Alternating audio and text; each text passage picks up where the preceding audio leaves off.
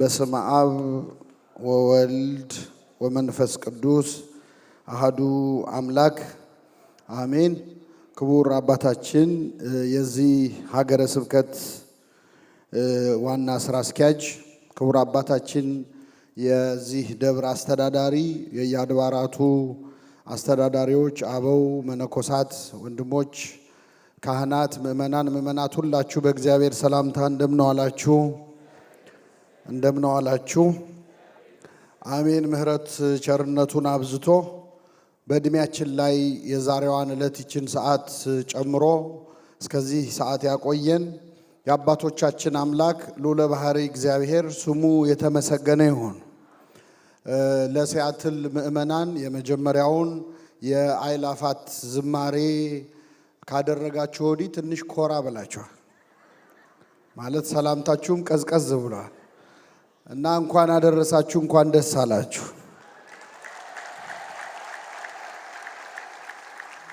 እግዚአብሔር አምላካችን እንደወደደ መጠን የቤተ ክርስቲያን አገልግሎት በዘመናችን በሚል ርዕስ ለቀሪው ሰዓት የእግዚአብሔርን ቃል እንማራለን። እግዚአብሔር አምላካችን በቸርነቱ እንዲያስተምረን እንዲመክረን የእርሱ ቅዱስ ፈቃድ ይሁንልን። እንግዲህ እንደምታውቁት በቤተ ክርስቲያናችን ያለንበትን ሁኔታ መናገር ሳያስፈልግ ቅድስት ቤተ ክርስቲያን ለ2000 ዓመታት ያለማቋረጥ በመከራ ውስጥ ያለች ናት። ክርስቶስ ዓርብ ዕለት በጸለየበት ጊዜ አባት ሆይ ብትወድስ ይህች ጽዋ ከእኔ ትለፍ ብሎ ተናግሯል። ይህ ጽዋ ከእኔ ምን ትበል? ይህንን ንግግር ቅዱስ አምብሮስ የተባለው የቤተ ክርስቲያናችን ሊቅ ሲተረጉም ይህች ጽዋ ከእኔ ወደ ሌሎች ትተላለፍ ማለት ነው ይላል። ስለዚህ በክርስቶስ ላይ የወረደው ጥላቻ፣ በክርስቶስ ላይ የወረደው ድብደባ፣ ግርፋት ወደ ቅድስት ቤተ ክርስቲያን ተላልፏል። ይህች ጽዋ ከእኔ ምን ትበል ስላለ ትለፍ ስላለ ዓለም ቢጠላችሁ እንዳትደነግጡ፣ እንዳትገረሙ። ከእኔ አስቀድሞ እናንተን ጠልቷል። እኔን የጠላ ሁሉ እናንተን ምን ይላል? ይጠላል። በዓለም ሳላችሁ መከራ አለባችሁ፣ ነገር ግን አይዟችሁ እኔ ዓለምን አሸንፈዋለሁ ብሎ የተናገረው ቃል መጽናኛችን ስለሆነ ቤተ ክርስቲያን ከነ መከራዋ ከነ ስቃይዋ ከሰማዕትነቷ ጋር ሙሽራው መጥቶ ሙሽራይቱን ቤተ ክርስቲያን እስኪወስዳት ድረስ በታላቅ ትዕግስት በታላቅ ጽናት ትጠባበቃለች። እስከ መጨረሻው የምንጸናበትን ኃይል አምላካችን ያድለን። አሁን ስንዘምር ነበረ በትናንትናው ዕለት፣ ዛሬም ዝማሬ ስናቀርብ ነበር። ቤተ ክርስቲያን መከራ በጣም በጸናባት ሰዓት፣ ምእመናን በሚገደሉበት፣ ሰማዕታት በሚሆኑበት ሰዓት እንዴት መዝሙር እንዘምራለን? እንዴት ነጭ እንለብሳለን? የሚል ጥያቄ ሳይፈጠርብን አይቀርም። በጣም የሚገርማችሁ እኔ ነቢየ እግዚአብሔር ዳዊት ከዘመራቸው መዝሙራት መካከል በሐዘን ስሜት ውስጥ ሆኖ የዘመረው አንድ መዝሙር አለ። ይህ መዝሙር ምንድነው? በባቢሎን ወንዞች አጠገብ በዚያ ተቀመጥን፣ ጽዮንን ባሰብናት ጊዜ ምን አለን? አለቀስን። በአህያ ዛፎቿ ላይ መሰንቆቻችንን ሰቀልን ካለ በኋላ እንዴት እንዘምራለን ይላል። እስኪ አንዴ ከኔ ጋር በሉ፣ እንዴት እንዘምራለን? ዳዊት እንዴት እንዘምራለን ብሎ ዘመረ። እንዴት እንዘምራለን የሚለው ራሱ ምንድን ነው? መዝሙር ነው፣ መዝሙረ ዳዊት ነው። ዳዊት መዘመር ሲያስጠላው ራሱ ዘምሯል፣ አመስግኗል። ብሶቱንም ሐዘኑንም መከፋቱንም የገለጸው በዚያው በመሰንቆ በዚያ በበገና እና ቤተ ክርስቲያናችን በመከራ ውስጥም በሐዘን ውስጥም ሆና ታመሰግናለች። ማህሌቷን፣ ቅዳሴዋን፣ ዝማሬዋን አቋርጣ አታውቅም። ጳውሎስና ሲላስ የታሰሩበትን እስር ቤት እኔ አንድ ጊዜ የመሳለም ዕድል አግኝቼ ነበር እና እኔ የጠበቅኩት በጣም ትልቅ እስር ቤት ይሆናል በሚል ነበር። እስር ቤት ራሱ ለማለት ይከብዳል። ጉድጓድ ውስጥ ነው የታሰሩት። ጉድጓድ ውስጥ ነው የታሰሩት። እግራቸው ደግሞ በብረት ከመሬት ጋር ታስሮ በሰንሰለት ማለት ነው። በዛ ስቃይ ላይ ሆነው ግን ይዘምሩ ነበረ። ታስረዋል እኮ እየተሰቃዩ ነው፣ ግን ለእግዚአብሔር ይዘምሩ ነበር። በመዝሙራቸው ምክንያት የነሱም የሌሎችም እስረኞች ሰንሰለት ምን አለ? ተፈታ። መዝሙር ሰንሰለት ይፈታል። እግዚአብሔር ዝማሬያችንን በሀገራችን ያለውን ሰንሰለት የሚፈታ ያድርግልን። መዝሙር ሰንሰለት ይፈታል። የእስር ቤቱ ወለል በር ወለል ብሎ ተከፈተ ይላል። እንዲያውም እስረኛ ያመለጠ መስሎት ራሱን ሊያጠፋ ጠባቂው ሲሞክር በራስ ላይ አንዳች ክፉ ነገር እንዳታደርግ ሁላችንም እዚሁ ያለነው ብለው ገሰጹት ይላል። ተንበርክኮ ተደፍቶ ጌቶቼ ሆይ ድን ዘንድ ምን ማድረግ ይገባኛል ብሎ ተናግሮ ወደ ክርስትና የተመለሰው በመዝሙር ምክንያት ነው። መዝሙር እስር ይፈታል። ምናልባት በግል ባንታሰር ነፍሳችን ታስራለች። ከኃጢአት ማሰሪያ እግዚአብሔር የሚፈታን አንዱ በዝማሬ ነው፣ በጸሎት ነው። በምስጋና ውስጥ የሚፈታ እስር አለ። ኢትዮጵያዊው ሊቅ ቅዱስ ያሬድ መዝሙር እየዘመረ እያለ እግሩ እየደማ ነበር አይደለም? እግሩ እየደማ ደሙ እየፈሰሰ ነበር። ጦር ተሰክቶበት መዝሙር አላቆመም። ከያሬድን የተማርነው ይሄን። ጦር ተሰክቶበት ይዘምር ነበር። በተመስጦ ሄዶ ነበር። ቤተ ክርስቲያን አሁንም ድረስ የተሰኩባትን ጦሮች የምትረሳው እኮ በያሬድ ዜማ ነው። ታውቃላችሁ? አሁንም በቅዳሴው ነው። አሁንም በማህሌቱ ነው። ሰማዕታቱ ሲገደሉ እየፈሩ የተገደሉ ይመስላችኋል? ለ300 ዓመታት ዘመነ ሰማዕታትን ሂዱና አንብቡ። እየዘመሩ ነበረ የሚያመሰግኑ። እንደውም አብዛኞቹ በመጀመሪያው 300 ዓመታት የነበሩት ክርስቲያኖች አብዛኞቹ ለሚገደሉበት ቀን ነጭ ልብስ አዘጋጅተው የክት ልብስ አዘጋጅተው ይጠብቁ ነበር። እየፈሩ ሳይሆን እየዘመሩ እያመሰገኑ አንገታቸውን እንደዚህ ኮሌታቸውን ዝቅ አድርገው በደስታ ሆኖ ነው ሰማዕትነትን የተቀበሉ። በረከታቸው ይደረብን። ስለዚህ ቤተክርስቲያን እንደዚህ ነው የኖረችው ማለት ነው። እንደዚህ ነው የኖረችው። በኋላም ደግሞ ሰማዕታት ሄደው ከክርስቶስ ፊት ሲቆሙ ምን እንደሚፈጠር ሂዱና አንብቡ። ዮሐንስ ራእይ ምዕራፍ 6 ላይ ስለ ክርስቶስ መስክረው የታረዱትን ነፍሳት አየኋቸው ይላል ቅዱስ ዮሐንስ። አሁን ሰሞኑን በምስራቅ አርሲ የተገደሉትን፣ ባለፉት ዓመታት በሻሸመኔ የተገደሉትን፣ በየስፍራው እዛ ሊቢያ በረሃ ላይ ተንበርክከው ብርቱካናማ ለብሰው ተንበርክከው እያያናቸው በቪዲዮ እየተቀረጹ የታረዱ ወንድሞቻችን ኢትዮጵያውያን፣ ኤርትራውያን፣ ግብፃውያን የት ገብተው ይሆን? አሁንም ያንን ብርቱካናማ ለብሰው ይሆን? አይደለም። እኔ አላየኋቸውም። ዮሐንስ አያቸው። አየኋቸው አለ። የሰራዊት ጌታ እግዚአብሔር ሆይ እስከ መቼ አትፈርድም? ደማችን እስከ መቼ በምድር ላይ ይፈሳል ብለው ጠየቁ።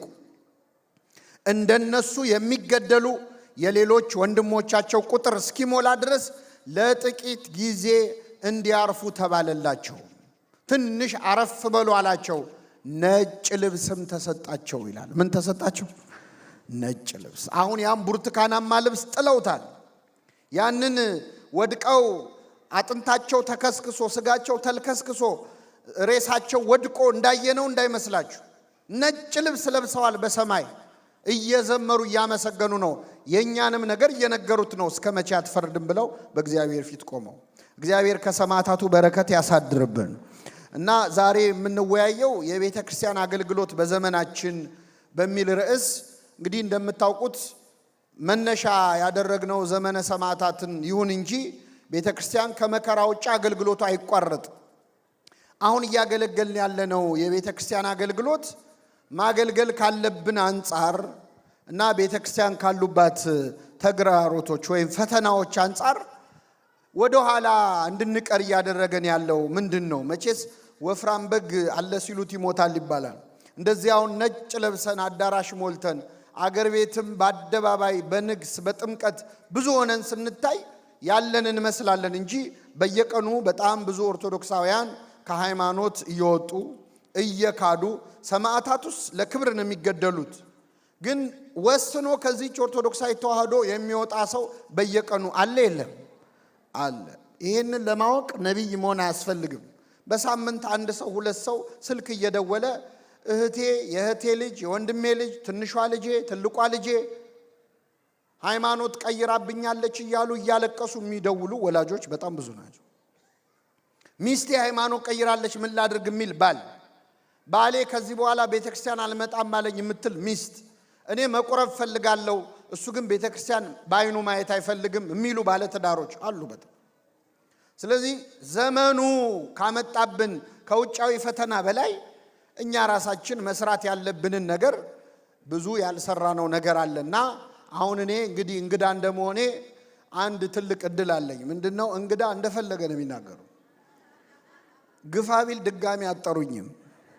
በቃ የመጨረሻው ሪስክ ድጋሚ አልመጣም። ስለዚህ እንደው የቤተ ክርስቲያን አገልግሎትን እንዳናገለግል የሚከለክሉን ነገሮች ምንድናቸው? ወደ ኋላ እንድንቀር የቤተ ክርስቲያን አገልግሎት እንዳይሰፋ እንዴ በእውነት ለመናገር ይቺ ቤተ ክርስቲያን እኮ ቅዳሴዋ ላይ በየቀኑ አዳዲስ ተጠማቂዎች እንደሚኖሩ እርግጠኛ ሆና ማለት ጻው ንዑሰ ክርስቲያን የሚል ዜማ ያስቀመጠች ቤተ ክርስቲያን ነች። እኔ እንግዲህ ስንት ዓመት ቀድሻለሁ። ጻው ስል አንድም ንዑሰ ክርስቲያን ሲወጣ ይቻላል። ጻው ስል እንደውም አዲስ አበባ ላይ አንዳንድ ስራ የረፈደባቸው ሰዎች ይወጣሉ፣ ንዑሰ ክርስቲያንም የሆኑ መስሏቸው ማለት። መቼ ነው አዲስ አማኝ መቀበል የምንጀምረው? ዛሬ ምእመናን መጡ ከሌላ እምነት፣ ከፕሮቴስታንት፣ ከሙስሊም፣ ከካቶሊክ ወደዚች ቤተ ክርስቲያን ይህን ያህል ምእመናን መጥተዋል እልል በሉ የምንባለው መቼ ነው? እገሌ ይህን ያህል ብር ሰጥቷል በሚለው እንደምንለው አይደለም። እኔ የምላችሁ መቼ ነው እስቲ አዳዲስ ነፍሳት ተጨመሩ። በየቀኑ ይበዙ ነበር። የመጀመሪያዊቱ ቤተ ክርስቲያን እያደገች ነው የመጣችው። ሰማዕትነት መከራ የሚያስቆም አካል የለ። የኢትዮጵያ ቤተ ክርስቲያን እንኳን ታሪክ ተመልከቱ። ከመጀመሪያው ከኢትዮጵያዊ ጃንደረባ አንስቶ በአባ ሰላማ፣ በተስዓቱ ቅዱሳን፣ በቅዱስ ያሬድ እያደገች ከኃይል ወደ ኃይል ከፍ እያለች የመጣች ቤተ ክርስቲያን ነው። ለምንድን ነው እኛ ጋር ሲመጣ ችግር ብቻ እያወራን የምንቆመው? ለምንድን ነው እንዳናገለግል የከለከለን ነገር ምንድን ነው የሚለውን በጥቂቱ እንመለከታለን። እግዚአብሔር አምላካችን በቸርነቱ እንዲያስተምረን ቅዱስ ፈቃዱ ይሁንልን። በመጀመሪያ እንደው የአገልግሎታችን ወደ ኋላ መቅረት ምክንያት የአገልግሎትን ትርጉም አለመረዳት ነው። መንፈሳዊ አገልግሎት ምንድን ነው? የመጀመሪያው ነገር ምን እንደሆነ አለመረዳት ነው። አገልግሎት እኛ ሁላችን የተፈጠርንበት ዓላማ ነው። እግዚአብሔር እንግዲህ ምድር ላይ ያሉትን ሁሉ የፈጠረበት ምክንያት አለው። ያለ ምክንያት የፈጠረው አንድም ፍጡር የለም። ብዙ ምክንያቶች አሉ። ለአንክሮ፣ ለተዘክሮ፣ ለምግበ ሥጋ፣ ለምግበ ነፍስ የተፈጠሩ አሉ። እኛ ልንበላ ልንጠጣ አይደለም የተፈጠርነው። ሰውና መላእክትን ለይቶ የፈጠረው ስሙን እንዲቀድሱ መንግስቱን እንዲወርሱ ነው። ቅዱስ ጳውሎስ እንመላለስበት ዘንድ እግዚአብሔር አስቀድሞ ያዘጋጀውን ይላል መልካሙን ስራ ለማድረግ በክርስቶስ ኢየሱስ ተፈጠርን ይላል። ስለዚህ መንፈሳዊ አገልግሎት የተፈጠርንበት ዓላማ ነው። ለዚህ ነው እግዚአብሔር የሰራን እንድናገለግለው ነው የመጣን። አሁን ለብዙዎቻችን ስራ እንሰራለን በሙሉ ጊዜያችን፣ ትምህርት እንማራለን በሙሉ ጊዜያችን፣ በትርፍ ጊዜያችን ደግሞ ቤተ ክርስቲያን እንመጣለን። እንደዛ ነው ሰው የሚያስበው። እንደውም አንዳንድ ሰው በትርፍ ጊዜ ምን ማድረግ ደስ ይልሃል ሲባል ሳይክል መንዳት፣ ዋና መዋኘትና ቤተ ክርስቲያን መሄድ ይላል። እግዚአብሔር ለብዙ ሰው የትርፍ ጊዜ ጉዳይ ነው። አንዳንድ የኤክስትራ ካሪኩላር አክቲቪቲስ ውስጥ ነው እግዚአብሔርን የምናስገባው። መጽሐፍ ቅዱስ ግን የሚለን የተፈጠርነው ማንን ለማገልገል ነው? አሁን ትናንትና ስትዘምሩ እንደው አንወሻሽ፣ ለትንሽ ደቂቃ እንደዛ እየዘመራችሁ እዚሁ ብትኖሩ እንደው ደስ አይላችሁም ነበር? ይላል አይልም? ወይስ እኔ ብቻ ነው እንደዛ የተሰማኝ? እስቲ መልሱልኝ።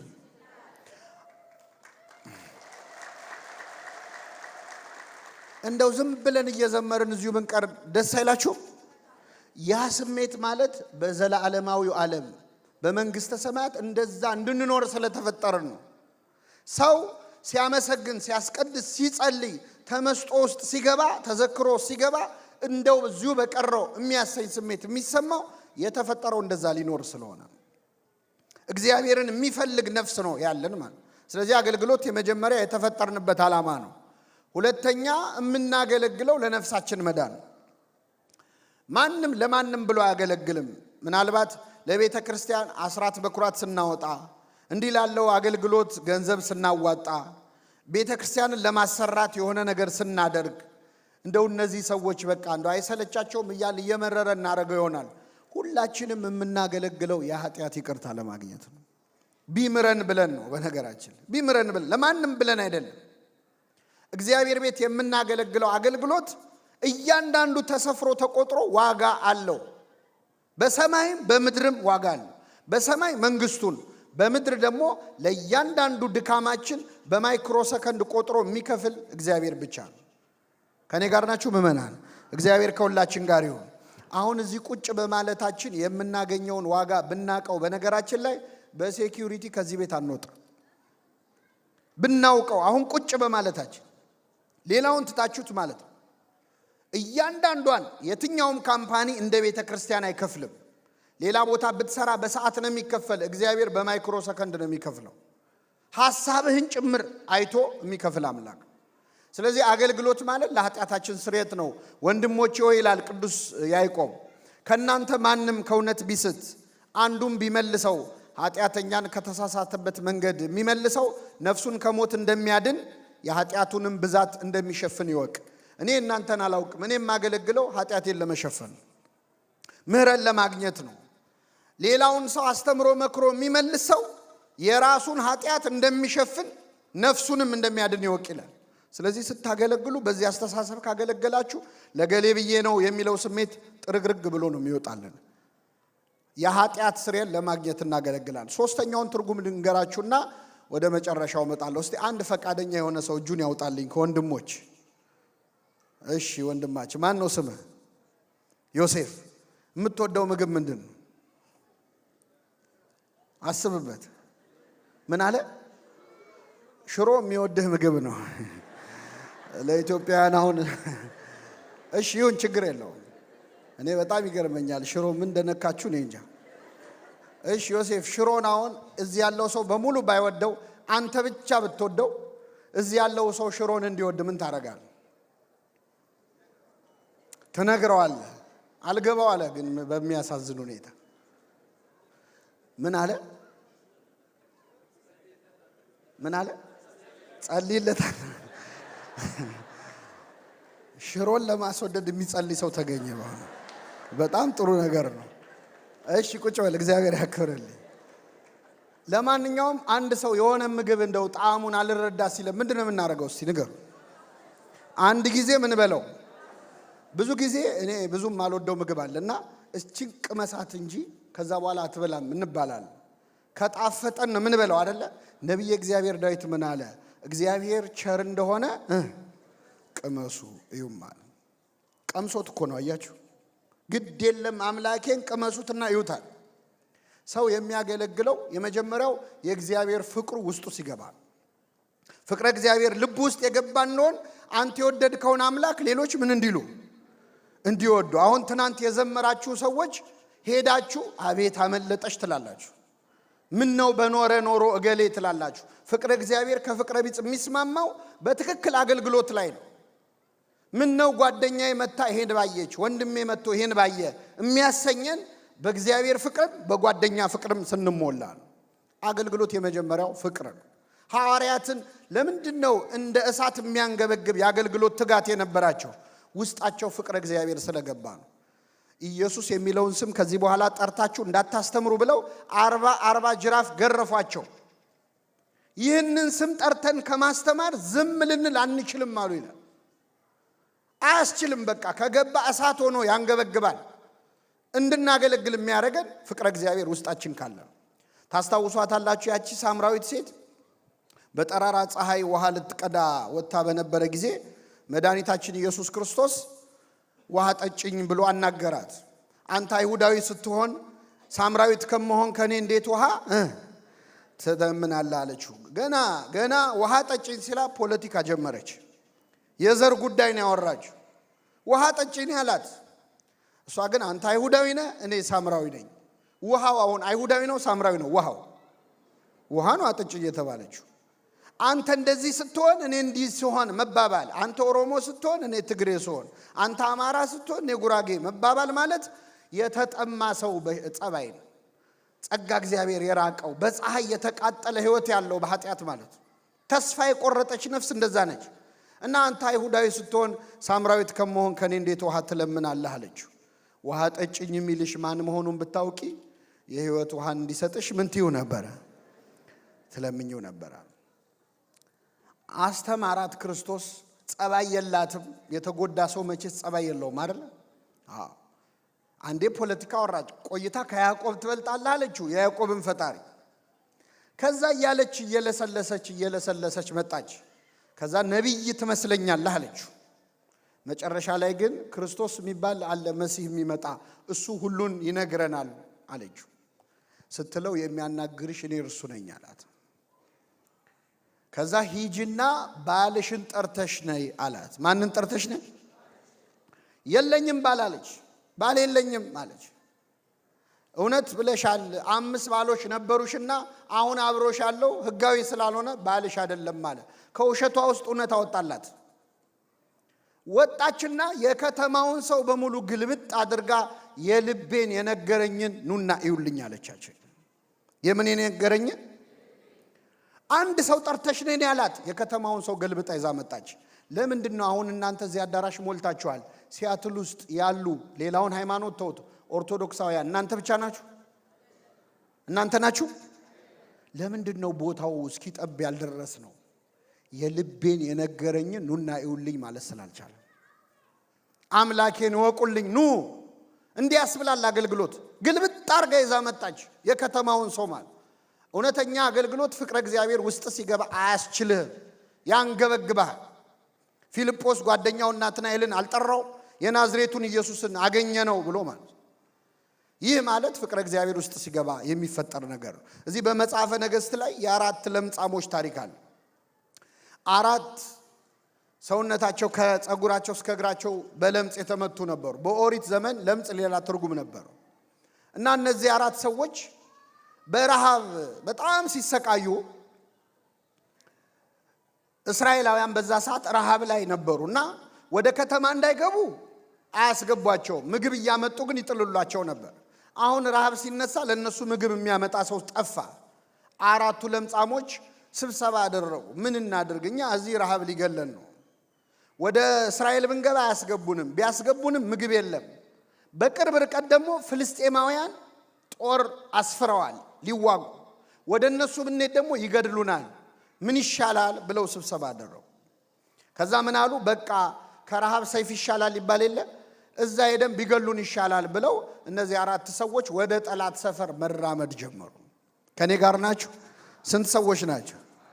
የሚገርማችሁ እግዚአብሔር ጥበቡ በጣም ይደንቃል። ለራበው ሰው ምንድን ነው የሚያስፈልገው? እግዚአብሔር ግን አለማስራብ አይችልም? ይችላል አይችልም? ለ4ቱ ለምጻሞች ምን እንዳደረገ ታውቃላችሁ? የእግራቸውን ኮቴ የእግራቸውን ዳና ድምፁን ያንድን ሰውዬ የእግር ኮቴ የ1000 ሰረገላ ኮቴ ያደረገው። 4 ሲሆኑ ስንት ሺህ ሆነ? በ4000 ሰረገላ ድምፅ የጠላት ሰፈር ተሸበረ ማለት ነው። እንደው እግዚአብሔር ኮቴያችንን ድምፁን ይጨምርልን። አሁን እኮ ብዙ ሆነን ራሱ አንሰማም እኮ አይደል? ማጆሪቲ ሆነን እንደ ማይኖሪቲ ነው አክት የምናደርገው። ከፈለገ ግን አሁን ኮቴ ቢስ ሆነናል። ድምፅ የለውም የኛ ኮቴ። ድምፁን ጨመረው። ፍልስጤማውያን ደንግጠው እስራኤላውያን ጦር አደራጅተው ሊያጠፉ መጡ ብለው እግሬ አውጭኝ ብለው ብን ብለው ጠፉ።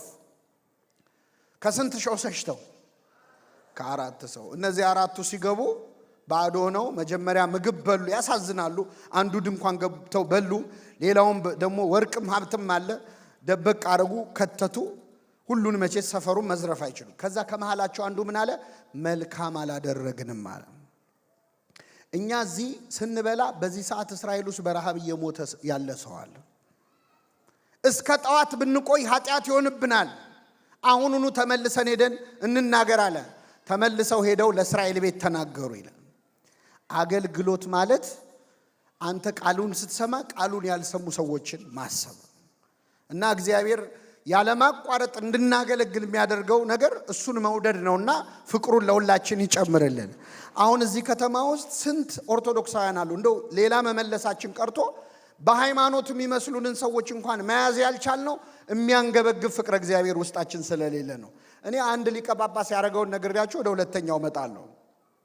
ቅዱስ ጎርጎርዮስ ዘኑሲስ ይባላል። እስኪ በሉ ቅዱስ ጎርጎርዮስ ዘኑሲስ። ኑሲስ የምትባል ትንሽ ከተማ ውስጥ ሊቀ ጳጳስ ሆኖ የሚያገለግል አባት ነው። ጎርጎርዮስ እንግዲህ በጣም የተማረ ሊቅ ነው።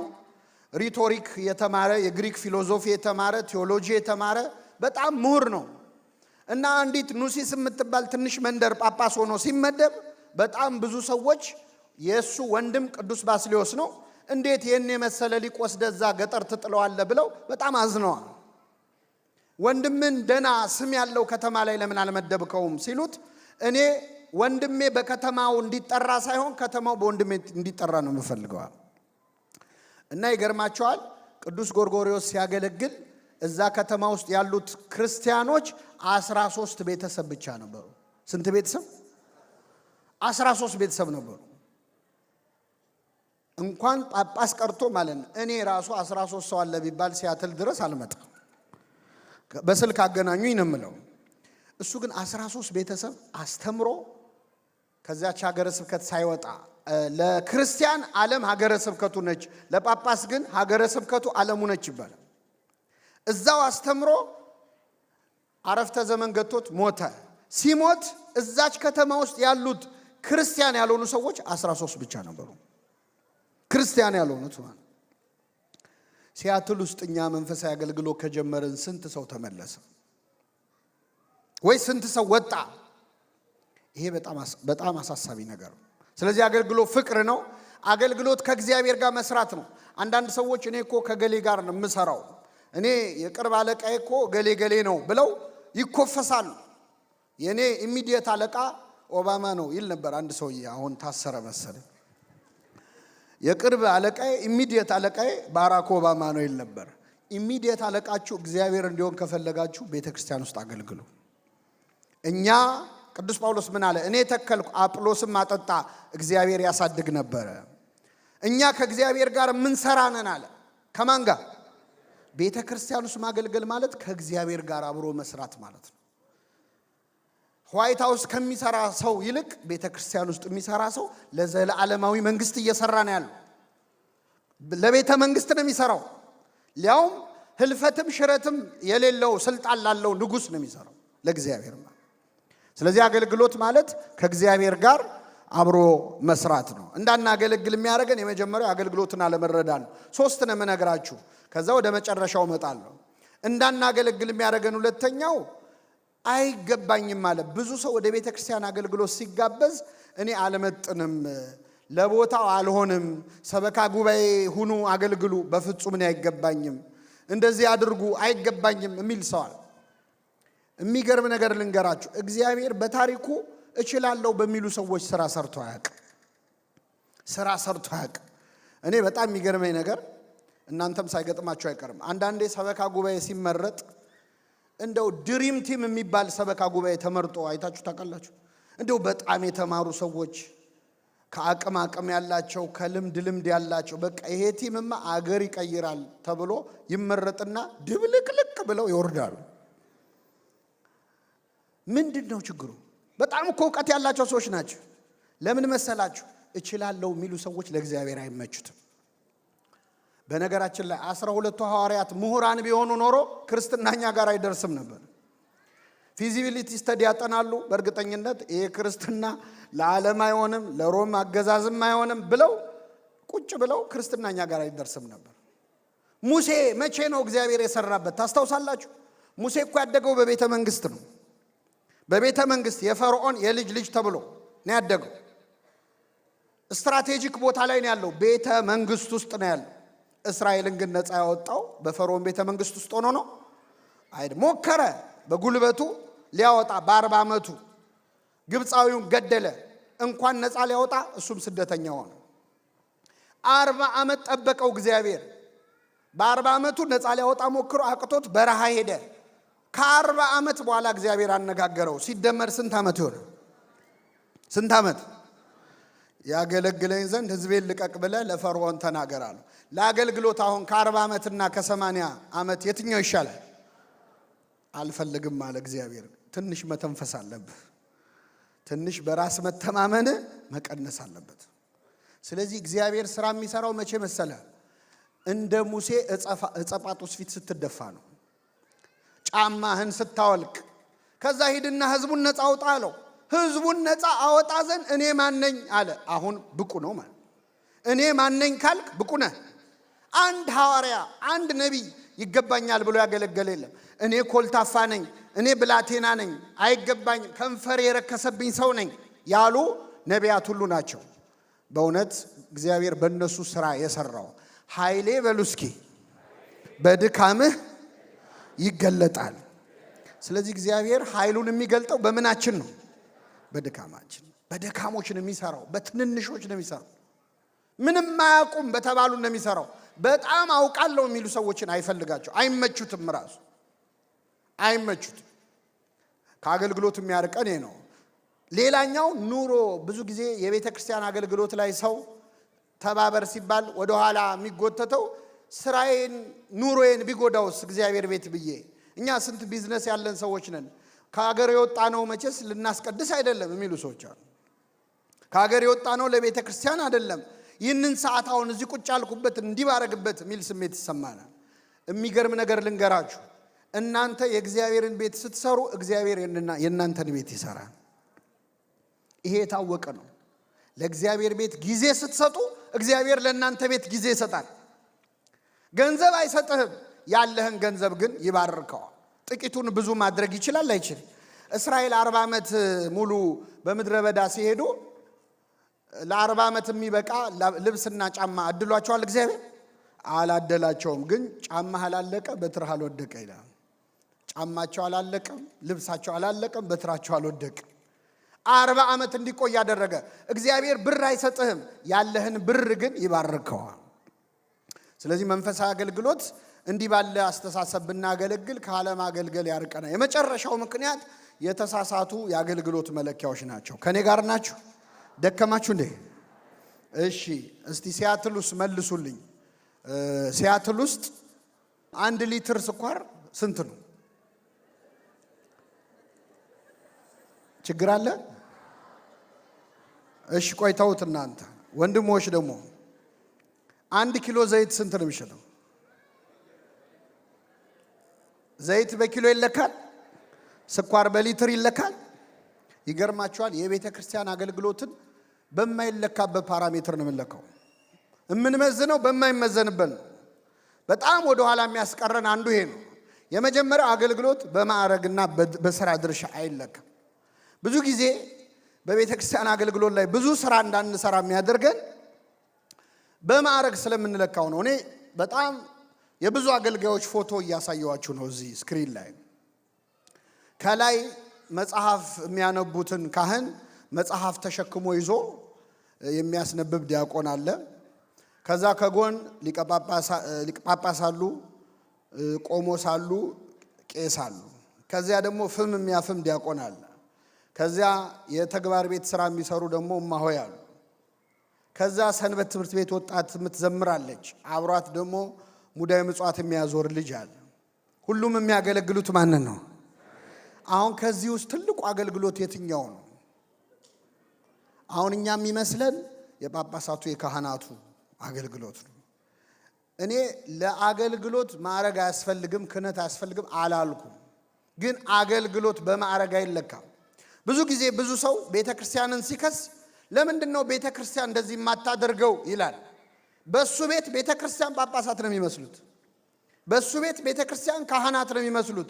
ካህናት የቤተክርስቲያን አንድ አካል ናቸው እንጂ ሁላችንም ቤተክርስቲያን። በጣም ይገርማል። ቤተክርስቲያን የሚለውን ቃል በነገራችን ላይ ግዕዙ እና አማርኛው ላይ ነው የተሻለ ያለው። በእንግሊዘኛው ቸርች ነው የሚባለው። ቸርች ኪሪዮስ ከሚለው ቃል ነው የመጣው፣ ኦፍ ክራይስት ወይም የጌታ ማለት ነው። ቤተ ክርስቲያን ግን ልዩ ስም ነው። እስኪ በሉ ቤተ ምን ማለት ነው? ትርጉም የክርስቲያን ምን? አሁን ልታስቀድሱ ስትመጡ ጠዋት እሑድ ጠዋት ወዴት ነው የሚሄደው ብላችሁ ነው የምትወጡ? ቤተ ክርስቲያን ምን ማለት ነው? አስቀድሳችሁ ስትመለሱ ወዴት ነው የምትሄዱት? ቤታችሁ የምን ቤት ነው? የምን ቤት ነው ቤታችሁ? ቤተ ክርስቲያን ነው። ሁለቱንም በአንድ ስም ነው የምንጠራው። ያም ቤተ ክርስቲያን ነው፣ እኔም ቤቴ ቆልፌ ከፍቼ የምወጣ የምገባበት ቤት ቤተ ክርስቲያን ነው። ለምንድን ነው አንድ የሆነው ስሙ? ክርስቲያን ማለት ቤቱን ቤተ ክርስቲያን፣ ቤተ ክርስቲያንን ቤቱ ማድረግ የቻለ ሰው። ቤተ ክርስቲያንም ቤትህ ናት፣ ቤትህም ቤተ ክርስቲያን ነው። በቤት ላለች ቤተ ክርስቲያን ሰላም በልልኝ ይላል። ምን ማለት መሰላችሁ? ጳጳስ አለ ብቻ የሚጠየቁ እንዳይመስለን። ልመልሳችሁ። አሁን የነበረው አገልጋዮች ፎቶ ከዚህ ውስጥ ክብር ያለው አገልግሎት የሚመስል አሁን የሆነ ወቅታዊ ጉዳይ ሲደረግ ቅዱስ ሲኖዶስ ቅድሚያ ግንባር ቀደም ሆኖ ማዘዝ እንዲያርጉ እንዲያታርጉ ማለት ስላለበት ቅዱስ ሲኖዶስ አይጠየቅም ማለት አይደለም። ግን ሁላችንም ድርሻ አለን የለንም? አለን። ቤተክርስቲያን ለምን እንደዚህ አታደርግም ስትል አንተስ ለምን እንደዚህ አታደርግም? አንተም እኮ ቤተክርስቲያን ነህ። ብፁዕ አቡነ ቄርሎስ አሁንም ድረስ አሉ፣ በረከታቸው ይደርብን። ሁሉም ሰው ለሃይማኖቱ ጳጳስ ነው ብለዋል። ሁሉም ሰው ለሃይማኖቱ ምንድነው? ጳጳስ ነው። በአብዛኛው ደግሞ ቤተክርስቲያን ውስጥ ያለ ችግር ለመፍታት ክህነት አይፈልግም። አብዛኛው የቤተክርስቲያን ችግር ክህነት አይፈልግም። እኔ ቀላል ምሳሌ ልስጣችሁ። በአጋጣሚ ያለነው ሌላ ቦታ ነው። እስቲ የምትገለገሉበትን ደብር አስቡት። እኔ በጣም አስተውያለሁ። በሄድኩበት ደብር የሚገለገሉበት መቅደስ ውስጥ የግድግዳ ሰዓት አለ። አብዛኛው ግድግዳ ሰዓት አይሰራም። ምን ሆኖ ነው የማይሰራው? መልሱልኝ። ባትሪ ለመቀየር ቅስና ነው፣ ዲቁና ነው፣ ጵጵስና ነው የሚፈልገው? አብዛኛው የቤተ ክርስቲያን ችግር ቅን ልቡና ብቻ ነው የሚፈልገው። በምእመናን መሰራት የሚችል እንዲያውም የበለጠው ስራ ያለው ወደ ታች ነው። እዚህ ላይ ካሉት ሰዎች አሁን በጣም ዋጋ ያለው የሚመስለን እኔ እንደቆምኩት መድረክ ላይ ቆሞ የሚያስተምረው መዝሙር የሚዘምረው የሚቀድሰው እሱ ብቻ አገልግሎት በፍጹም አይደለም። ዛሬ እኛ እንድንዘምር እንድንማር ከኛ ቀድሞ መጥተው ወንበር ያስተካከሉ ሰዎች አሉ። እነሱ ዋጋ አላቸው የላቸው? እንደውም ዋጋቸው የሚጨምረው የነሱ ነው። እስቲ አሁን እዚህ ውስጥ ይዩት። ዝነኛ ቀዳሽ አለ፣ ዝነኛ ሰባኪ አለ፣ ዝነኛ ፍማፋሚ አለ አለ። እንደው እገሌ እኮ እፍ ሲል በቃ እሱ እፍ ይበል የሚባል ሰው አለ። እሱ ይቀድስ የሚባል ሰው አለ። እገሌ ሙዳይ ምጽዋት ሲያዞር አዟዟሩ የሚባል አለ የለም። ከንቱ ውዳሴ የለው፣ ዋጋው ከፍ ያለ ነው። እኔ በጣም ይገርመኛል። በየደብሩ እንደዚህ አይነት ስም የሌለው አገልግሎት የሚያገለግሉ ሰዎች አሉ። በሌሊት መጥተው ቅዳሴ ጠበል የሚቀዱ የተበተነውን የሚሰበስቡ እኛ ምኑንም ጣጥለን ስንሄድ ዘግይተው ቤቴ ገብቼ ልረፍ ሳይሉ የሚሰበስቡ ዋጋ አላቸው የላቸው? በጣም የተወደዱ አገልጋዮች ናቸው። ምንም በተለይ ድምፅ የሌለው ምናምን እኮ ይበቃል። ታውቃላችሁ፣ እንደው ከንቱ ውዳሴም የለበትም አይፈለግም። ለክብረ በዓል ዞር በል የሚባለው ሰው የበለጠ ጸጋ። ስለዚህ አገልግሎት በክህነት ማድረግ ሊለካ አይችልም። ምእመናን ሆነው ብዙ ተአምር የሰሯል። ዲያቆን ሆኖ ቀዳሜ ሰማዕት ቅዱስ እስጢፋኖስ ዲያቆን ነው። 8000 ሰው ነው ያሳመነው። ጉድ እኮ ነው። ከአንድ ዲያቆን እግዚአብሔር 8000 ሰው ይፈልጋል ማለት ነው። 8000 ሰው አንድ ስኬሉን ሰቅሎት ሄዳ አሁን ምን ልናረገው ነው? ለዚህ ነው በቃ ለመጽናናት እንዲሆነን አባቶቻችን በረከተ እስጢፋኖስ ይድር በላይ ለከ ይላል። 8000 ቢያቅት እንደው የ8000 በረከት ይደርብ ይላል። ከአንድ ዲያቆን አትናቴዎስ አርዮስን አፉን ያዘጋው 3 ምዕት ቁጭ ብለው ብቻውን በአንድ ዲያቆን እግዚአብሔር ስራ ይሰራል። ምእመን ሆኖ ይህንን አባት ተመልከቱ። ቅዱስ ስምዖን ይባላል። ስምዖን ምእመን ነው። እንደውም ጫማ ሰፊ ነው። ስራው ጫማ ሰፊ ነው። ብዙም ትምህርት የለውም። ብፁዕ ቅዱስ አቡነ ሽኖዳ የጻፉት ስለ ስምዖን የህይወት ታሪክ አለ። መግቢያው ላይ ስምዖን ቃለ እግዚአብሔር ብዙ እንደማያውቅ የሚያስታውቀው አይን ብታሰናክልህ አውጥተህ ጣላት የሚለውን እንዳለ ተረድቶ አይኑን ያወጣ ሰው። አንዲት ሴት መጣችና ለዝሙት ፈልግሃለሁ አለችው። ምንን የወደድሽው? አይኔን። ይኸው ብሎ አውጥቶ ሰጣት። አይኔ የተባለው ትርጓሜው ሌላ ነው። እሱ ግን አይኑን አወጣ። በጣም ይገርማቸዋል። አንድ ቀን ታዲያ ግብፅ ውስጥ አንድ መሪ ተነሳና ከአይሁድ ጋር ተመሳጥሮ እናንተ ክርስቲያኖች መጽሐፍ ቅዱሳችሁ ላይ የሰናፍጭ ቅንጣት የምታህል እምነት ያለው ሰው ቢኖር ይህን ተራራ ከዚህ ወደዛ ሄድ ብትለው ምን ይላል? ይሄዳል የሚል አለ። ስለዚህ የእናንተ እምነት ተሰብስቦ ይህንን ተራራ ከዚህ ወደዛ ዞር እንዲያደርግልኝ ፈልጋለሁ አላቸው።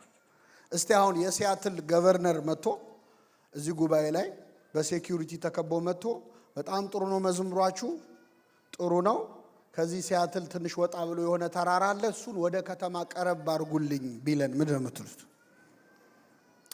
አልገባህም እኮ ትርጓሜው ነው ምን ነው?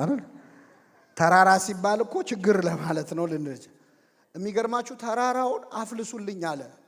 በወቅቱ የነበረው አቡነ አብርሃም የሚባል ጳጳስ ነበረ። ሱባኤ ያዘ። ክርስቲያኖችን ሁሉ ጹሙ አለ። አሁን እኮ ይሄም እኮ ነው ያቃተን። በነገራችን ላይ ተራራ እኮ ቤተክርስቲያን ብዙ የተጫናት አለ አይደል? ግን ሱባኤ የሚይዝ ጠፋ። ሱባኤ ሲባል ራሱ ሰው ይናደዳል። ምን የምን ሱባኤ ነው ይላል ሰው። እግዚአብሔር ከናከው ይንቃል፣ ይሰራል ካልከው ይሰራልሃል። ከዛ ጾሙ ጸለዩ። እመቤታችን ተገልጻ ይህን ተራራ የሚያፈልሰው ስምዖን የሚባል አንድ ምእመን ነው አለች። እስቲ ምን አይነት ሰው ነው ተብሎ ሲፈለግ ጫማ ሰፊ ነው። ጫማ ሰፊ ሊያውም ጥቅሱን ቃል በቃል ተረድቶ አይኑን ያወጣ ሰው። ስለዚህ ቃል በቃል ተረድቶ አይኑን እንዳወጣ ቃል በቃል ተራራውንም ማፍለስ እንዲችል አደረገችው እመቤታችን። ጸለየ፣ እያዩት መሃል ካይሮ ላይ አሁን አለ። ተራራው ከዚህ ተነስቶ ወደዛ ፈቀቅ አለ። ቤተ ክርስቲያን ሰላም አገኘች። ክብር ምስጋና ይድረሰው እግዚአብሔር። አሁን እኛ የተጫነን ተራራ የለም አለ? የለም አለ። ይህን ተራራ ለማፍለስ ጵጵስና ነው ወይ የምንጠብቀው? የአንድ ምእመን እምነት እኮ ይበቃ። ይሄ የምታዩት ካይሮ ውስጥ ያለው የስምዖን ገዳም ነው። ከጀርባ ያለው ተራራ ስምዖን ያፈለሰው ተራራ ነው። ስምዖን ያፈለሰው ተራራ እና የግብፅ መንግስት ታሪኩን ለማበላሸት የካይሮ ቆሻሻ መጣያ አድርጎታል ተራራው። ክርስቲያኖቹ ደግሞ ቆሻሻ ሪሳይክል ማድረጊያ ፋብሪካ ከፍተዋል እና በጣም ሀብታም ሆነዋል። ክርስቲያን ማለት ድንጋይ ሲወረወርበት በተወረወረው ድንጋይ ቤተ ክርስቲያን የሚሰራ ነው። ችግርን ወደ እድል የሚቀይር ማለት ምእመናን ሆነው እንደዚህ ያለ ተአምር የሰሩ ሰዎች አሉ። ስለዚህ አገልግሎት በማድረግ አይለካም። ሁለተኛ በጾታና በእድሜ ነው። አገልግሎት በጾታ በእድሜ አይለካም።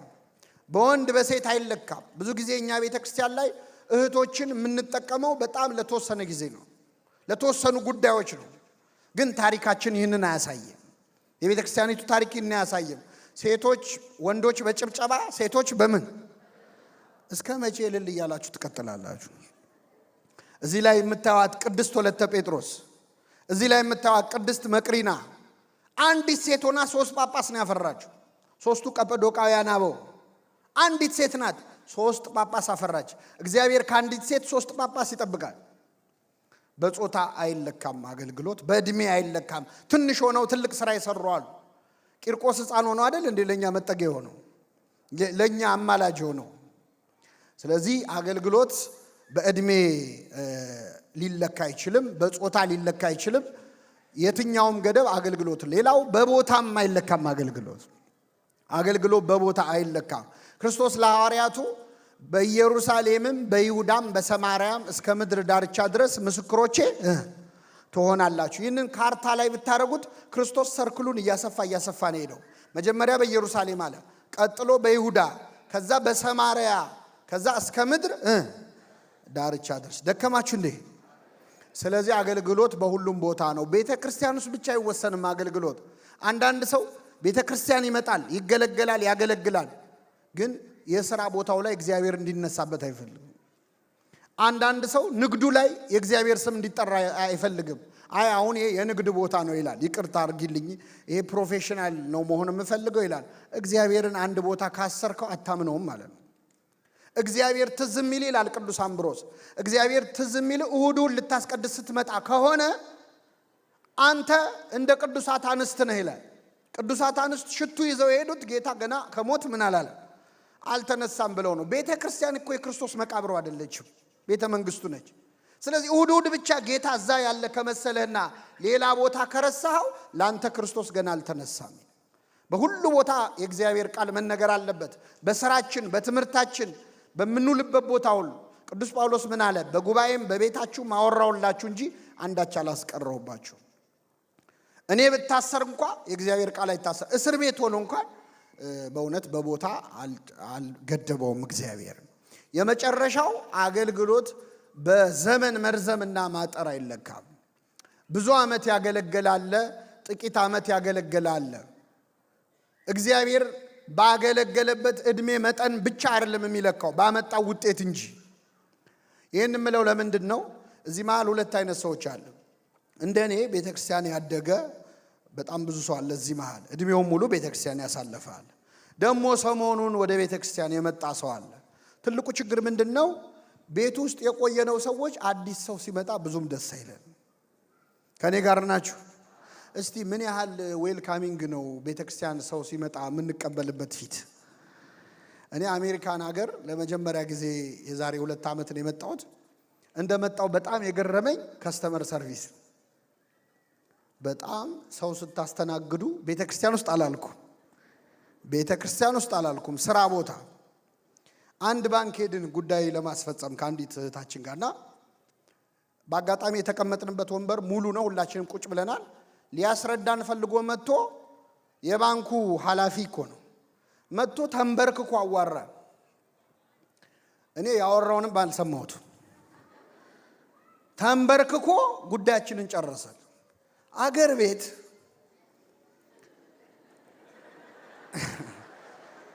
ተንበርክከን አይፈጸምልን ተንበርክከ ማለት እና ተቃራኒውን ነው ያየሁት። ይሄን ሰውዬ ጤነኛ ነው አልኩ። በጣም ገረመኝ። የሚገርመው ሁላችሁም የምትሰሩበት ቦታ ላይ ከስተመር ሰርቪስ ተንቀጥቅጣችሁ ነው ሰርቭ የምታረጉት አይደል? ቤተ ክርስቲያን ግን ሰው ሲመጣ እንዴት ነው የምናስተናግደው? ፊታችን ይጋረፍ የለ እንዴ? አናስጠጋም እኮ ለመሳሳት እንኳን እድል አንሰጥም። ሰዎች ቤተ ክርስቲያን መጥተው የሆነ ስተከሰሩ አለቀላቸው። አንድ ሰውዬ እሑድ ጠዋት ቤተ ክርስቲያን መጣ ከሚስቱ ጋር መጥቶ አያውቅም። በግድ እንደው ለምናው እስቲ ዛሬ እንኳን አስቀድስ በዓል ነው ብላው ሊያስቀድስ መጣና ቅዳሴው ተካሂዶ ስብከት እየተሰበከ ያለ ሞባይሉ ጮኸ፣ ስልኩ። ከዛ ሲጮህ ቤተ መቅደስ ውስጥ ያለው ሰው በሙሉ ዞሮ ገላመጠው።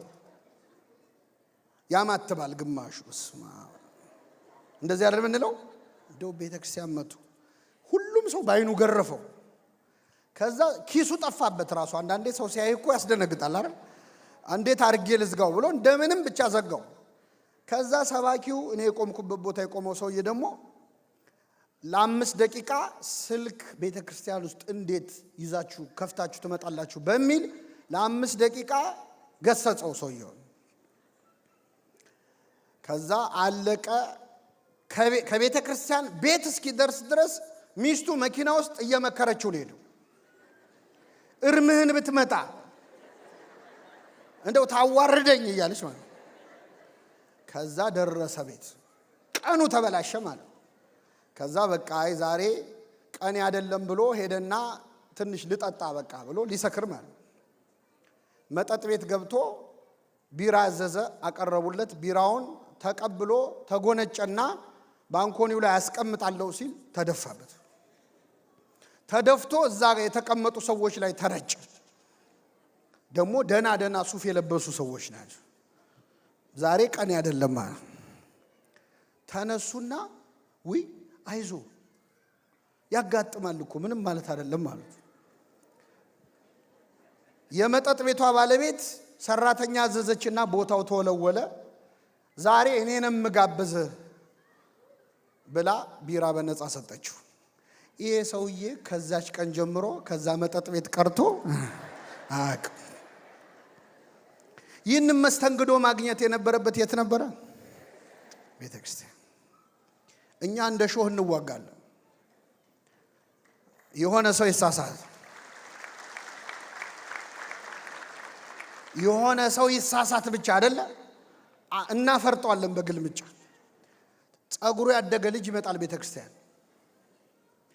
ሰው እኮ ክርስትና ሲገባ አንገቱንም ይቆረጣል አይደለም ጸጉሩን አይደል? ማተቤን አልበጠስም ብለው አንገታቸው እየተበጠሰ አይደል እንዴ? እኛ ግን ሰዎች ቤተ ክርስቲያን ውስጥ ገብተው እንዲለወጡ አይደለም የምንፈልገው፣ ተለውጠው እንዲገቡ ነው። በቅተው እንዲመጡ ነው የምንፈልገው። አንታገሳቸውም ራሱ። ስለዚህ ቤተ ክርስቲያንን ዋጋ አስከፈላት አዲስ ለሚመጣ ሰው። አንዳንድ ሰው ድሮ ቀረ ይላል። አገልግሎት በእኛ ጊዜ ቀረ አሁን ምን አለ የሚል ሰዋል። ድሮ ቀረ ቢሉ ኖሮ የሚያምርባቸው ሐዋርያት ናቸው። እነሱን ያስተማራቸው ማን ነው?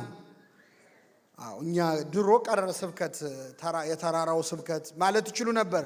አንተ የመለኮትን ምስጢር ከሐዋርያትን እንዳልሰወርክ እነሱም የክህነትን ምስጢር ከኛ አልሰወሩም ይላል ቅዱስ አትናቴዎስ በቅዳሴ። አባቶቻችን ሐዋርያትን ያስተማሩን። አሁን ትልቁ ችግር የትውልድ መተካካት የለም። ወጣቶቹ ትቢተኛ ይሆናል። የድሮው ሰው አይጥማቸውም። ቤተ ክርስቲያን ውስጥ የቆየው ሰው ደግሞ አሁን ላለው ወጣት አመኔታ የለው። እየሰማችሁ ነው? ይህንን ጥቅስ አብራችሁ በሉ። እስከ ዓለም ፍጻሜ ከእናንተ ጋር ነኝ። ከአባቶቻችን ጋር የነበረ አምላክ ከማን ጋር ነው? እዚህ ትልቅ ካላችሁ ከትልቆቹ ጋር የነበረ አምላክ ከእንደማን ጋር ነው? ከትንሾቹ ጋር። ይህን ማመን አለበት። እኛ ችግራችን እንደ ሀገርም ነው እውነት ለመናገር ማለት በሰላም አንረካከብ። አንድ ደብር ለወጣቱ ከሚሰጥ ሰበካ ጉባኤውን ኃላፊነቱን እዚህ መሃል አድባራት የምትመሩ አላችሁ። ደና ልጆች እያሏችሁ ግን መስጠት አትፈልጉ። ኃላፊነት ማህበራት የምትመሩ አላችሁ፣ መስጠት አትፈልጉ። ይሄ በአገር የመጣ ችግር ነው። አገልግሎት መሆን ያለበት ዱላ ቅብብል ነው። ዱላ ቅብብል የሚባል ሩጫ ታውቃላችሁ? ሯጩ ሮጦ ዱላውን ለቀጣዩ ሯጭ ምን ይለዋል? ሯጩ ተቀብሎ ምን ይላል? ይሮጣል። እኛ አገር ግን እንደዚህ የሚባል ነገር የለም። አንደኛ የመጀመሪያው ሯጭ ልቡ እስኪፈርስ ይሮጣታል እንጂ ዱላውን ለዛ ሰውዬ ምን አይልም፣ አባሮ ነው የሚቀማው አይደል? ልክ ዱላውን ተቀብሎ ደግሞ እንደው አባሮም ቢሆን ዱላውን ሲቀበል ምንድነው ማድረግ ያለበት? አይሮጥም።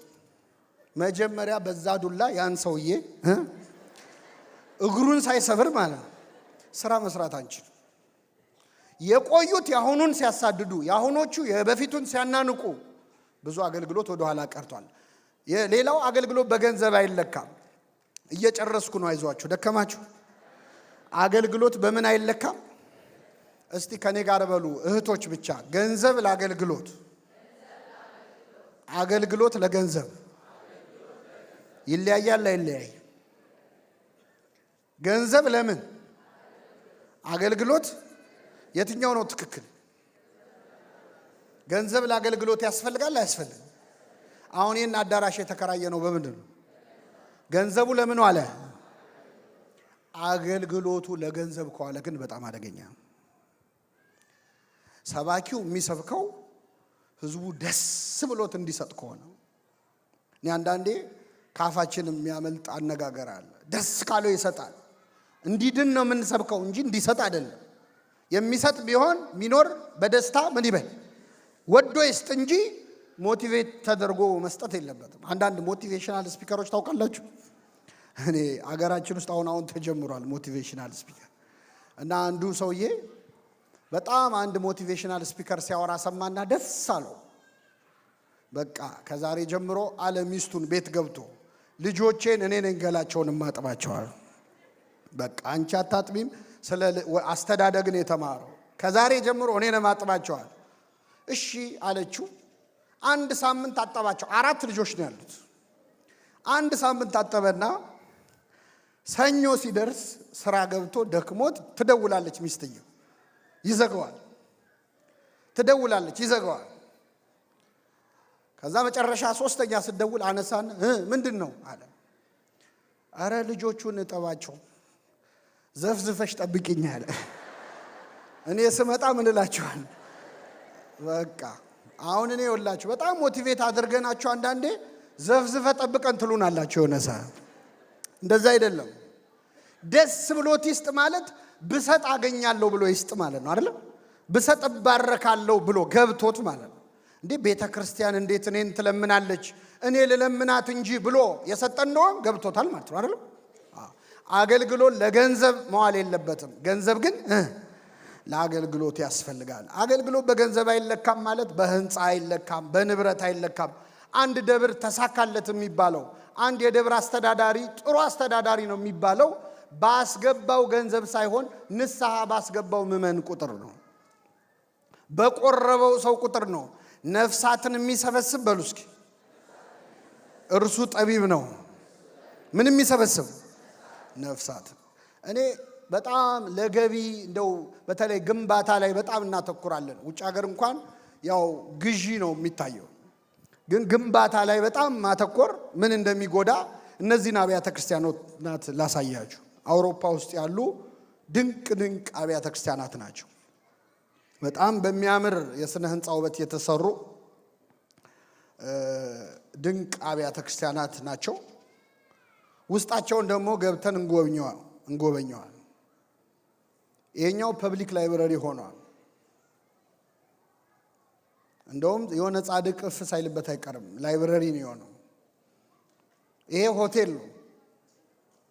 ጥሩ ሬስቶራንት ሆኗል። መኝታ ቤት ሁሉ አለው። ቤተ ክርስቲያን ነው። ይሄ ደግሞ ናይት ክለብ ሆኗል። ይሄ ዳንስ ማስተማሪያ ቤተ ክርስቲያን የነበረ። እኔ ራሴ አንዴ ቀና በሉና ስሙኝ፣ ዴንማርክ የሚባል ሀገር ሄጄ ከአንድ አባት እዛ ያሉ ጋር ለአገልግሎት እኛ ጉባኤ ከማድረጋችን በፊት ጠዋት ላይ ስንመጣ የቢራ ጠርሙሶች ነበሩ ቤተ መቅደስ ውስጥ ማለት ሰብስበን አጽድተን ነው ጉባኤ ያደረገው። ይሄ ጫማ ሞሎ ነው ትናንት ቤተ ክርስቲያን የሆነ ማለት ነው። ያልተሰራ ሰው የተሰራ ቤተ ክርስቲያን ያፈርሳል። የተሰራ ሰው ደግሞ ያልተሰራ ቤተ ክርስቲያን ምን ይላል? ይሰራል። አገልግሎት አሁን እኛ ብዙ ገንዘብ የምናወጣው ልጆቻችንን ለማስተማር ነው ወይስ ለሆነ ግንባታ ነው እንድትጠይቁ ነው። እኔ እንድትመልሱልኝ አይደለም ራሳችሁ። በአገር ደረጃ እንደ ቤተ ክርስቲያን እንደው በገፍ ገንዘብ የሚወጣው ለአብነት ትምህርት ቤቶች ነው፣ ለመንፈሳዊ ኮሌጆች ነው። በጀት የለም የሚባለው ለነሱ። ለድግሱ ግን በጀት አለ። ለሌላው ለጊዜያዊ ነገር በጀት አለ።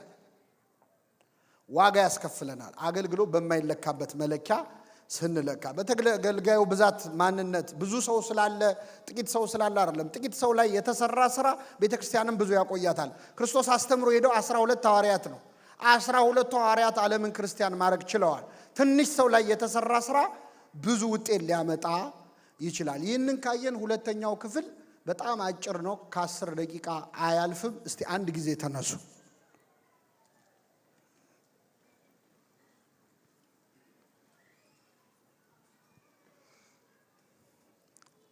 ያው ባላችሁበት መንቀሳቀስ ይቻላል። ሌላ ሰው ሳትነኩ ማለት። እሺ አረፍ አረፍ በሉ።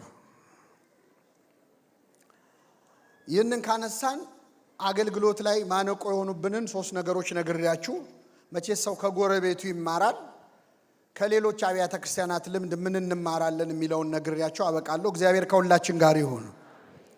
አገልግሎት ስናገለግል ፈተና አለው።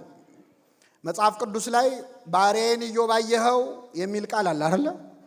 አዎ፣ ልክ ባሪያዬን ኢዮብ አየኸው ሲባል ችግር ይመጣል።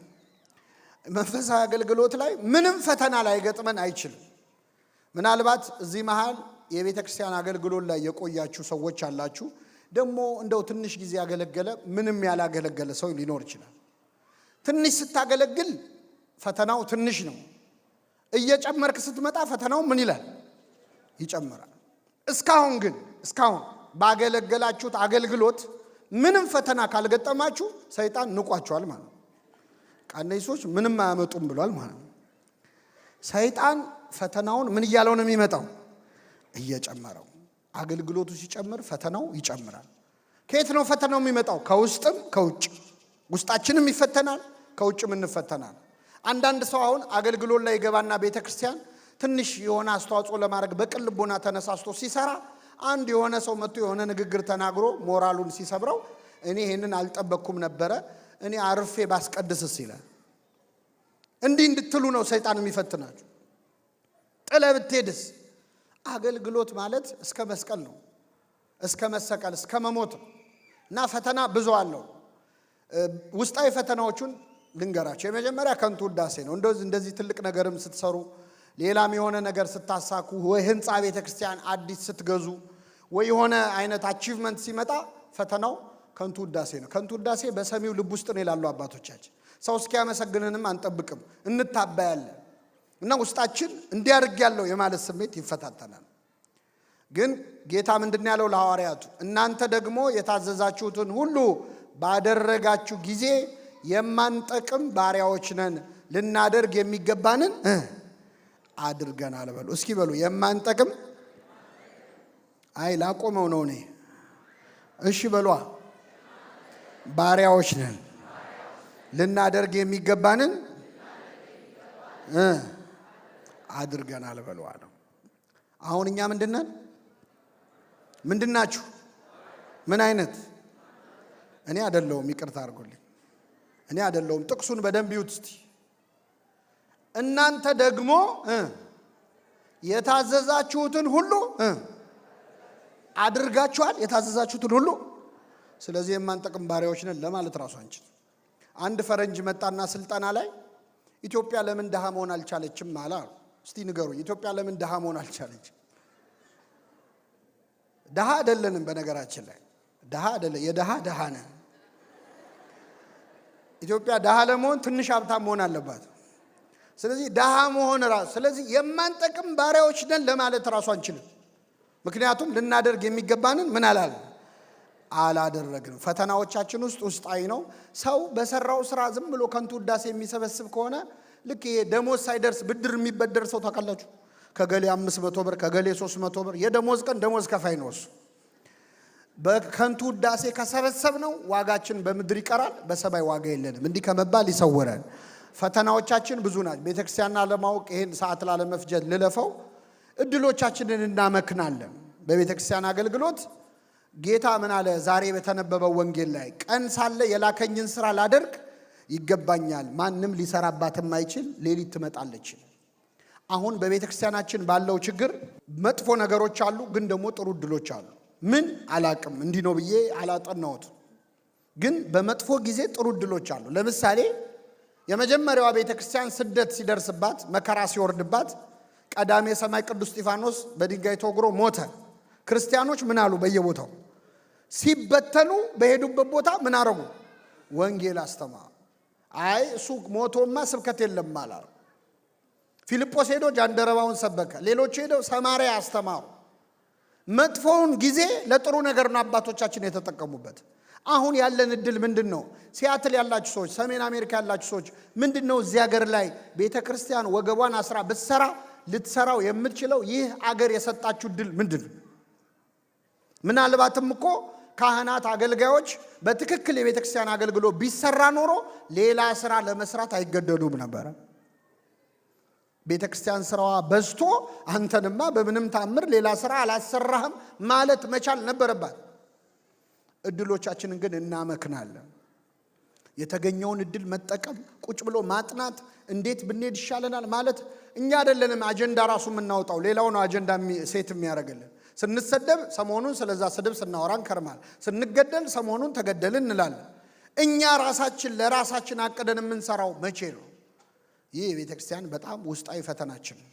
ውጫዊ ፈተናዎች ብዙዎች አሉ። ስራ የሞላበት ትልቅ በር ተከፍቶልኛል፣ ተቃዋሚዎች ብዙ ናቸው ይላል። ምንም ስራ ስንሰራ በቤተ ክርስቲያን አገልግሎት ብዙ ፈተና አለ። ሐሜት፣ ስድብ፣ ንቀት፣ ዱላ፣ መጨረሻ ሰይፍ አለ።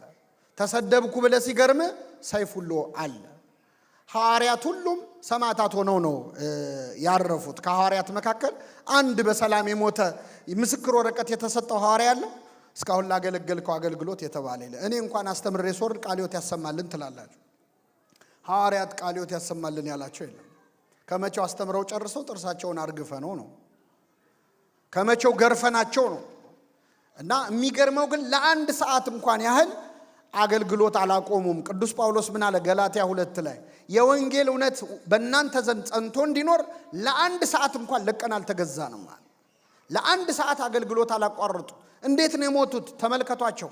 ጴጥሮስ ተዘቅዝቆ ተሰቅሎ፣ ግማሹ ቆዳው እየተገፈፈ ቆዳው ላይ ጨው እየተነሰነሰ ቁስሉ ላይ በእሳት አልጋ ላይ እያስተኟቸው፣ ሁሉም ሐዋርያት ሰማዕትነትን ተቀብለው ነው ያረፉ። በረከታቸው ይደርብን።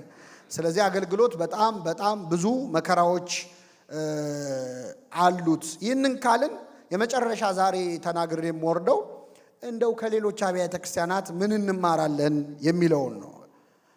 አሳልፍ ሕይወታችን ከሌሎች አብያተ ክርስቲያናት ልምድ ምንድነው የምንማረው? ቅዱስ ጳውሎስ አንድ የተናገረው ነገር አለ። እንግዲህ ውስጣዊ ፈተናዎቻችንን በመግባባት ልንፈታው እንችላለን። መቼስ አንድ ሆኖ ማገልገል በጣም ከባድ ነው። እኛ ከሌሎች ከመናፍቃን ከአህዛብ እግዚአብሔር የለም ከሚሉ ሰዎች ጋር አይደለም ትግላችን። የኛ ቤተክርስቲያን ያገልግሎት ጊዜ የሚባክነው እርስ በርስ በምንጣላው ጸብ ነው። የእርስ በርስ ጦርነት ላይ ነን። መጋደላችን ከስጋና ከደም ጋር አይደለም ማለት አንችልም። እኛ ከስጋና ከደም ጋር ነው የምንጋደለው፣ እሱም ከገዛ አጠገባችን ካለው ከወንድም ከእህታችን እና በትንሽ እንኳን አንድ ደብር ላይ ያገለገለ አንድ ሰው በንግግር እንኳን መስማማት ይቸገራል። ፍቅር ከማጣት ማለት ነው። እንደው ለቤተ ክርስቲያን ብዬ ነው ብለው ሰዎች ሲጣሉ የሚውሉ አሉ። የሰው ልብ የሚያቆስል ነገር ተናግረው እኔ ለአገልግሎቱ ነው የሚሉ ሰዎች አሉ። እግዚአብሔር ልቡናቸውን ይመልሰው። እኔ አንድ ቀላል ነገር ልጠይቃችሁ። አንድ ሰው መጥቶ የኔ ውሻ ከሚላችሁና አንተ ውሻ ከሚላችሁ የቱ ይሻላል? ምንድነው ልዩነቱ? ሁለቱም ውሻ ነው። የኔ ውሻ ሲሆን ምንድነው? ፍቅር ነው አይደል? አንተ ውሻ ስድብ ነው፣ ግን ውሻ ነው ሁለቱ። አንድ ንግግር እውነት ለመናገር ከፍቅር ጋር ከሆነ ስድብ እንኳን ፍቅር ከሆነ ካለበት መዋደድ ካለበት አለዝበን እንድንሰማ ያደርጋል። አያደርግም? ያደርጋል። እኛ ስለምንጨካከል ለመተራረም እንኳን አንዱ ሌላውን ለማገዝ እንኳን ፈቃደኛ ስላልሆንን እንጂ ብዙ ስራዎች ወደ ኋላ የሚጎተቱት በዛ መንገድ ነው። ቅዱስ ጳውሎስ ከሌሎች አብያተ ክርስቲያናት ያነሳችሁበት ምክንያት ምንድነው ያለውን እንደው ከጎረቤት መማር ጥሩ ስለሆነ እንደው ከአህት አብያተ ክርስቲያናት የግብጽ ቤተክርስቲያን አሁን እዚህም መጥቼ ሰምቼዋለሁ። ልጆቼ ወደ ግብጽ ቤተክርስቲያን ነው መሄድ የሚፈልጉት የሚሉ ወላጆች አሉ። እንደው ከጎረቤቶቻችን ከግብጽ ቤተክርስቲያን ምን እንማራለን? 4 ነገሮች ነግሬያችሁ አበቃለሁ። ከአህት አብያተ ክርስቲያናት ምን እንማራለን? ግብጾች እኛ እንኳን ልጆቻችን ወደዛ እስኪሄዱ ድረስ እንዲሳካላቸው ያደረገው የአገልግሎት አስተሳሰብ ምንድነው? የመጀመሪያው በወጣቶችና ህፃናት እጅ ቤተክርስቲያንን የማከም ሥራ ነው። በአጭሩ ግን ስንገልጸው የቤተክርስቲያንን ችግሯን በማውራት ፈንታ መፍትሄ መሆን ነው። ቤተክርስቲያን ችግሯን የሚያወራ ሰው እጥረት የለባትም። በነገራችን ላይ ሚዲያውን የሞላ ነው የቤተክርስቲያንን ችግር የምንተነትን ሰዎች ነው። መፍትሄው ላይ ሲመጣ ግን ቁጥራችን ያንሳል። የግብጽ ቤተክርስቲያን የዛሬ 50 ዓመት 60 ዓመት በጣም ብዙ መጥፎ ነገሮች በአስተዳደር የተበላሸ መሆን፣ በጣም ብዙ ሰው ከግብጽ ቤተክርስቲያን ክዶ እየወጣ ነበር። ብዙ ፈተና ነበረባት። ይህን ፈተና እንዴት ተወጣችሁ? እዚህ ላይ ስዕሉን የምታዩት ቅዱስ ሐቢብ ጊዮርጊስ የሚባል አባት ምንድነው የሰራው ስራ? ብፁዕ ቅዱስ አቡነ ሽኖዳ እንደዚህ ሲሉ ተርከውታል። በዚያን ጊዜ የነበረው አገልግሎት ብዛት ያለባቸው ችግሮች ነበሩበት። ሰባኪያንና የተማሩ ካህናት አልነበሩ። በመሆኑም በቤተ ክርስቲያን ድካም ሌሎች የሃይማኖት ድርጅቶች ያድጉ ነበር አሉ። በማን ድካም? እውነት ለመናገር አሁን መናፍቃን የሚበዙት በእኛ ድካም እንጂ በእነሱ ጥንካሬ አይደለም። በዚህ ጊዜ መለያየትና ውስጣዊ ጠብ ተስፋፋ። ቤተ ክርስቲያን ውስጥ ጥቂት ሰዎች ስድብን፣ ነቀፌታን፣ ማጎሳቆልን በይፋ ይጠቀሙ ነበር። ለቤተ ክርስቲያን ብለው የሚሳደቡ ሰዎች ነበሩ። እኛ በዘመናችን እንደምናደርገው ማለት ለቤተ ክርስቲያን ብዬ ልሳደብ ይችላል። ማንን? ጳጳሳቱን ሊሆን ይችላል፣ አገልጋዩን ሊሆን ይችላል፣ ምዕመኑን ሊሆን ይችላል። ነበሩ ግብጽ ውስጥ እንደዚህ አይነት ሰዎች። ጥቂት ሰዎች ስድብን፣ ነቀፌታን ሲጠቀሙ አሉ። ሌሎች ደግሞ በፍርድ ቤት ለሕግ ጉዳዮች ከፍተኛ ገንዘብ በማባከን ቤተ ክርስቲያንን ይዋጓት ነበር። ይሄ መቼስ ውጭ ሀገር ላላችሁ ሰዎች አዲስ ነገር አይደለም። አብያተ ክርስቲያናት ተካሰው ፍርድ ቤት ስንት ገንዘብ አፍሰዋል። እንደማንዋደድ ሲያውቁ ደግሞ ጠበቆቹ አድቫንቴጅ ይወስዳሉ። ነገሩን እያጋጋሉ ረጅም ዓመት ያደርጉታል። እነሱም ይኖሩበታል። ይቅርታ ጠበቆች እዚህ ካላችሁ፣ ግን እውነታው ይሄ ነው። በተለይ ባዕድ ከሆኑ ቤተክርስቲያንን የማይወዷት ወይም ሃይማኖቱን የማይከተሉ ከሆኑ የኛን ጸብ ይጠቀማሉ። ትልቁ ውርደት ግን ክርስቲያኖች ተካሰው መጡ የሚለው። ብፁዕ አቡነ ጎርጎርዮስ አንድ ልጅ ሰርቆ ተያዘና ለፖሊስ እንስጠወይ ሲሏቸው ኦርቶዶክሶች ተካሰው መጡ ይሉናል ብለዋል ይባላል። ስለዚህ ምንም አልተጠቀመችም ቤተክርስቲያን ከስድብ፣ ከትችት፣ ከማጎሳቆል፣ ከፍርድ ቤት፣ ከለቅሶ ምንም አልተጠቀመችም አሉ አቡነ ሽኖዳ። ታዲያ ለውጥ እንዴት ሊመጣ ቻለ? ለውጥ የመጣው በ20ኛው መቶ ክፍለ ዘመን የአገልግሎት መሪ በነበረው በቅዱስ ሐቢብ ጊዮርጊስ ሥራ አማካኝነት ነው። እርሱ በዘመኑ በነበሩት ስህተቶች ውስጥ ራሱን ሳያስገባ ሥራ ጀመረ።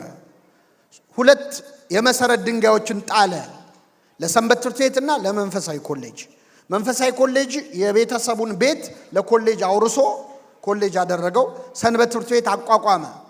ከዚህ በኋላ በርካታ በየአብያተ ክርስቲያናቱ፣ በየሰንበት ትምህርት ቤቱ፣ በየመንደሩ መስበክ የጀመሩ አገልጋዮች መታየት ጀመሩ። እርሱም ሕዝብ ፈቃድህን በመፈጸም በበረከት እልፍ አእላፋት ይሁኑ እያለ ይዘምር ነበር።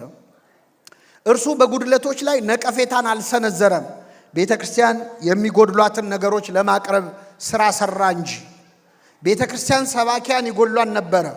አብዛኞቹ ካህናት የቅዳሴና የሥርዓት መጻሕፍት ብቻ የሚያነቡ ስለነበሩ የመስበክ ችሎታ አልነበራቸውም።